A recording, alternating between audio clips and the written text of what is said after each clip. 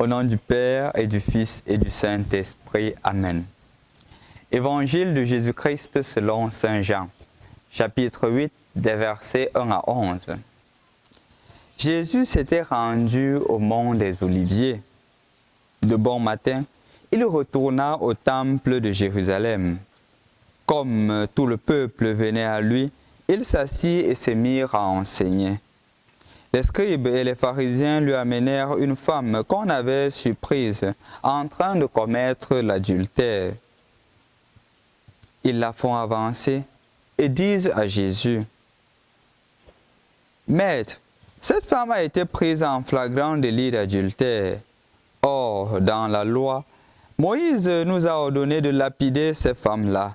Et toi, qu'en dis-tu » Ils parlèrent ainsi pour le mettre à l'épreuve, afin de pouvoir l'accuser. Mais Jésus s'était abaissé et du doigt, il traçait des traits sur le sol. Comme on persistait à l'interroger, il se redressa et leur dit: « Celui d'entre vous qui est sans péché, qu'il soit le premier à lui jeter la pierre. » Et il se baissa de nouveau pour tracer des traits sur le sol. Quant à eux, sur cette réponse, il s'en alla l'un après l'autre, en commençant par les plus âgés. Jésus resta seul avec la femme en face de lui. Il se redressa et lui demanda: « Femme, où sont-ils donc? » Alors, personne ne t'a condamné? Elle répondit: Personne, Seigneur. Et Jésus lui dit: Moi non plus, je ne te condamne pas. Va, et désormais, ne pêche plus. Bonjour, chers frères et sœurs dans le Christ. Rendu au 5e dimanche du temps de Carême, les lectures qui nous sont proposées sont un appel davantage à découvrir le Seigneur et à reprendre le chemin vers la sainteté. Parce que la finalité du temps de Carême, c'est de ressusciter avec le Christ, de redevenir une personne nouvelle dans le Christ. En effet, la première lecture qui nous est proposée du livre d'Isaïe montre justement que le Seigneur dit: « Voici que je viens faire toutes choses nouvelles. » Parce que le Seigneur veut nous amener dans sa nouveauté. Et le chemin à travers lequel il utilise, c'est de rendre ce qui est sans vie vivable, de redonner la vie à ce qui est apparemment sans vie. C'est pour cela qu'il dit que vous ne le voyez pas, que justement ce que j'ai commencé, ne le voyez-vous pas, est déjà en train d'entrer en vigueur, au point où même les terres arides revêteront ce qui est nouveau, parce que justement le Seigneur veut donner la vie à l'homme. Le Seigneur n'est pas là pour nous juger, nous condamner. Le Seigneur est là pour dire: voici une nouvelle chance que je t'offre, voici une nouvelle opportunité que je t'offre, et saisis-la d'une certaine manière. Et ce qui explicite davantage cette action, c'est la situation de la femme attrapée en flagrant délit d'adultère. En effet, chers frères et sœurs dans le Christ, on nous présente justement les personnes qui accusent la femme prise en flagrant délit d'adultère. Ce sont les scribes et les pharisiens. On connaît très clairement que les scribes étaient justement les experts, comme on pourrait dire, les docteurs de la loi, des grands enseignants, parce qu'ils avaient scrupuleusement et minutieusement appris la loi de Juifs ou la loi de Moïse, au point où ils étaient capables de donner une interprétation authentique à ces textes-là. Les pharisiens, d'un autre côté, étaient le groupe de personnes qui se sont engagées à vivre authentiquement, je dis bien authentiquement, la loi juive, dans sa stricte authenticité. Et de ce fait, ce sont ces deux groupes-là qui, d'une certaine manière, une personne qui a appris et qui enseigne ce qu'il a pleinement appris, une autre personne qui vit authentiquement ce qu'il a appris, d'une certaine manière. Et en effet, ils viennent présenter une femme qui ne vit pas cette loi-là. Une femme juive qui ne vit pas cela. Et justement, la loi, parce qu'il est juif, le scribe, dit qu'il faudrait lapider cette femme à mort. La loi est claire. Mais on nous précise clairement quelle est l'intention des Juifs, ou du moins l'intention des scribes et des pharisiens en venant accuser Jésus. C'est pour le mettre à l'épreuve et en fait trouver un motif pour l'accuser. Donc premièrement, la motivation pour présenter ce cas à Jésus n'est pas une motivation saine, c'est une motivation de piège. Fermons la parenthèse et justement expliquons cette situation-là.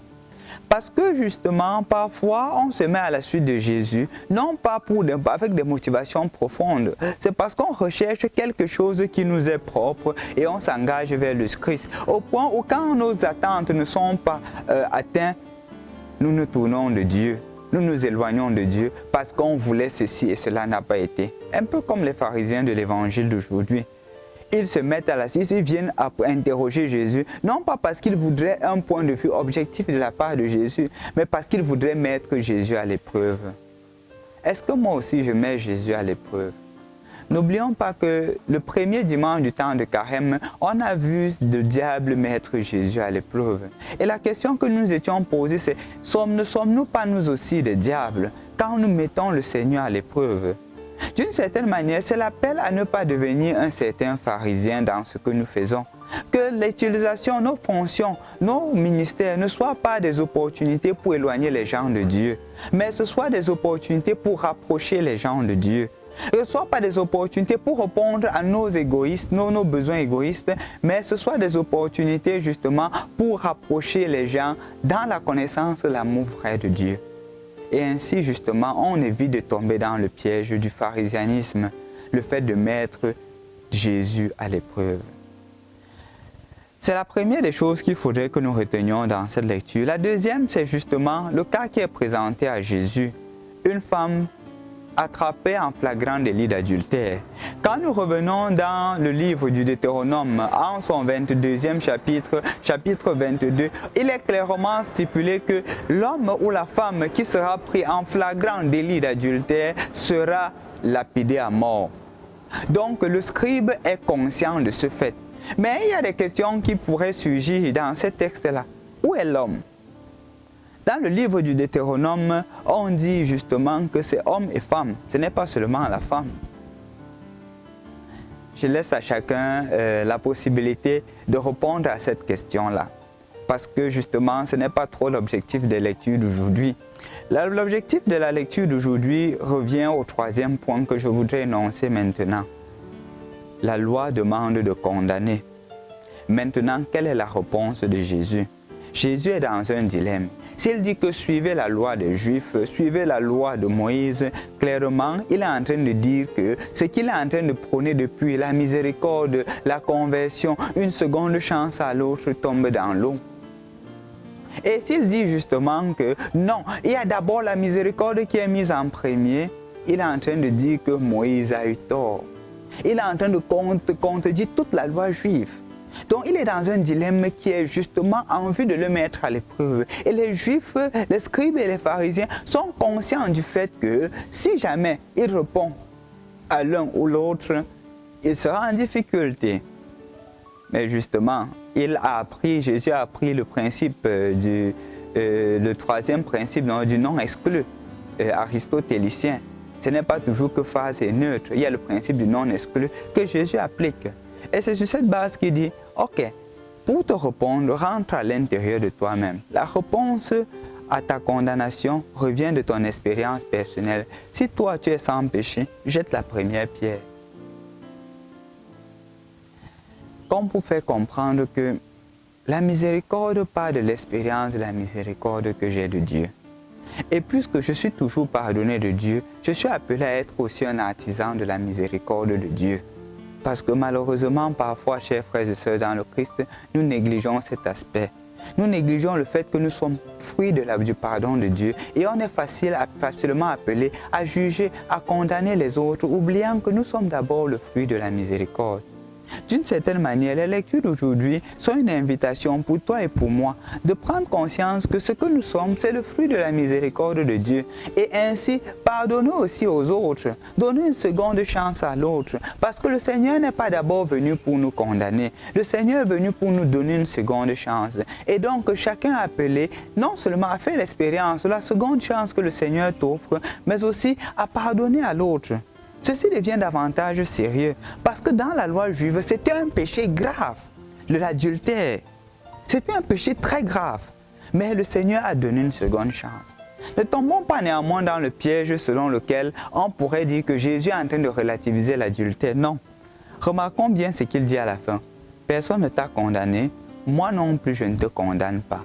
Va mais désormais ne pêche plus. Comme pour dire qu'ayant fait l'expérience du pardon de Dieu, sois un artisan du pardon. Prends conscience, grandis dans la sainteté parce que ce pourquoi le Seigneur nous a créés, c'est pour que nous l'aimions et que nous aimions nos frères. Donc, aime davantage tes frères. En aimant ton frère, tu ne l'exploites pas.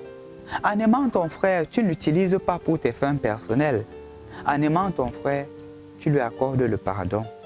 Et donc, sois cet artisan du pardon de Dieu.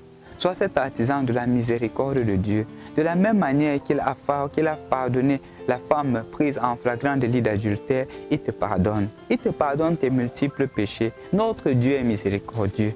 Mais aussi, tu es appelé à faire preuve de miséricorde. Au nom du Père et du Fils et du Saint-Esprit. Amen.